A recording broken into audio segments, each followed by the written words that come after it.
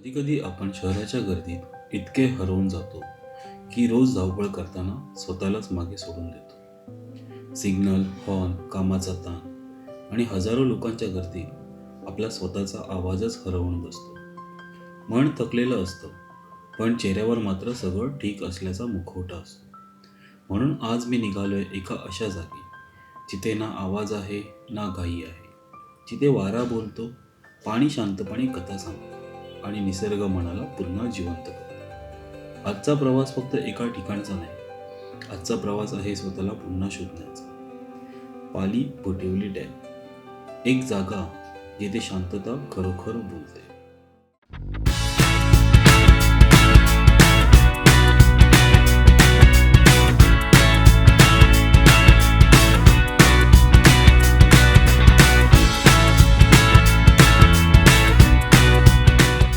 नमस्कार मंडळी, good morning.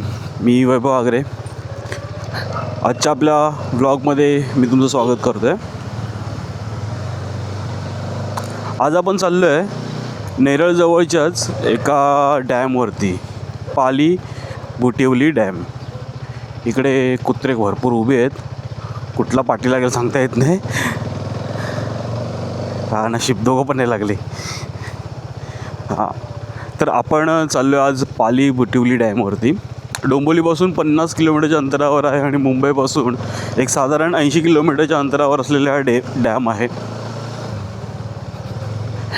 एक सुंदर असं पीसफुल लोकेशन आहे. आपल्या डेली लाईफमधून आपण थोडासा वेळ काढून इथे जर आपल्याला शांतता हवी असेल तर आपण नक्कीच इकडे जाऊ शकतो. मी खूप अर्ली मॉर्निंगला निघालो आहे कारण मला सनराईज वगैरे सर्व बघायचं आहे, छान एक्सपिरियन्स करायचं आहे.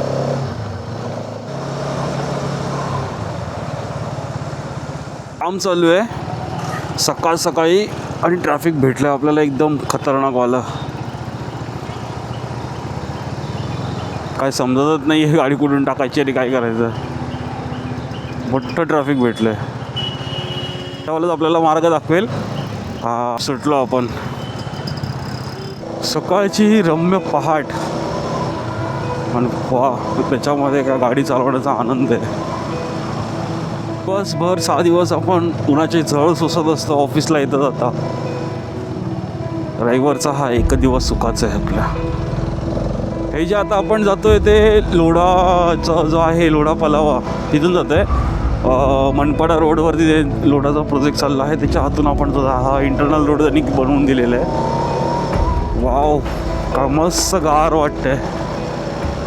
हा रस्ता फक्त एका डेस्टिनेशनकडे नेत नाही, हा रस्ता तुम्हाला त्या स्वतःकडे परत आणतो ज्याला तुम्ही शहराच्या गोंधळात कुठेतरी हरवून बसला. प्रत्येक वळणावर थोडी शांतता भेटली, प्रत्येक किलोमीटर सोबत मनावरचं ओझं हलकं होत जातं. इथे स्पीड महत्त्वाची नसते, इथे महत्त्वाचा असतो तो प्रवास. कारण काही रस्ते जागा दाखवतात, पण काही रस्ते आपली ओळख परत करून देतात. नेरळमध्ये गरम गरम कांदे पोहे आणि चहाचा आस्वाद घेऊन पुढच्या प्रवासाला सुरुवात केली.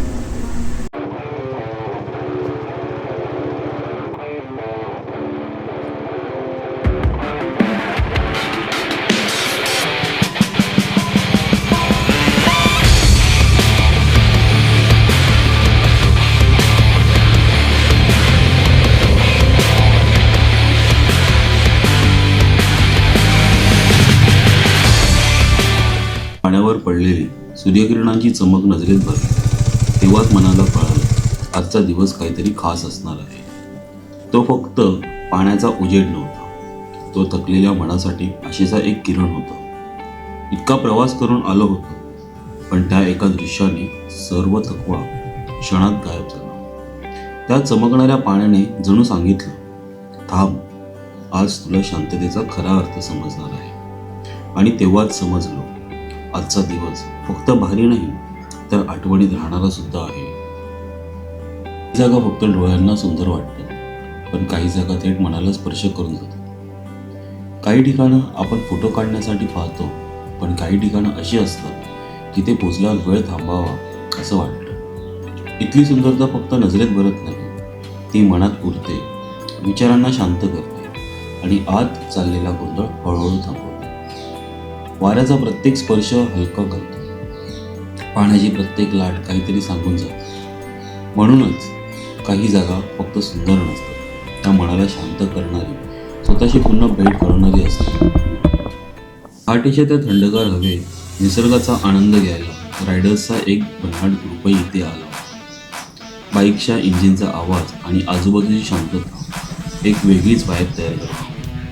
प्रत्येकाच्या चेहऱ्यावर उत्साह होता, डोळ्यात प्रवासाची चमक होती आणि मनात फक्त एकच भाव, स्वातंत्र्य. सूर्योदय पाहण्यासाठी, रस्त्यांचा आनंद घेण्यासाठी आणि रोजच्या धावपळीतून काही क्षण दूर जाण्यासाठी ते सर्व इथे आले होते. त्यांना पाहून मन आपोआप प्रसन्न झालं, कारण काही लोक फक्त प्रवास करत नाही, ते प्रत्येक राईडमध्ये आयुष्य जगत असतात. त्या सकाळी समजलं, रस्ते फक्त आठवणी जोडत नाही, ते सारखी मनही जोडतात. सर्व काहीतरी मिळवण्याच्या शर्यतीत इतके बिझी झालो आहोत की जगण्याचा खरा अर्थच कुठेतरी मागे राहिला आहे. मोठं घर, चांगली नोकरी, पैसा, सक्सेस या सर्वांच्या मागे धावताना मनाला काय हवं आहे हे विचारायलाही वेळ नाही. रोजचा दिवस सुरू होतो धावपळीने आणि संपतो थकव्याने, पण त्यामध्ये आपण खरंच जगतोय का की फक्त दिवस ढकलतो? म्हणून कधीतरी अशा जागी या जिथे आवाज नाही, शांतता आहे, जिथे गर्दी नाही पण स्वतःची साथ मिळते. फोन काही वेळ बाजूला ठेवा, नोटिफिकेशन्स बंद करा आणि मनाचे दरवाजे उघडा. थोडा वेळ आकाशाकडे बघा, वाऱ्याला ऐका, पाण्याच्या लाटासोबत शांत बसा.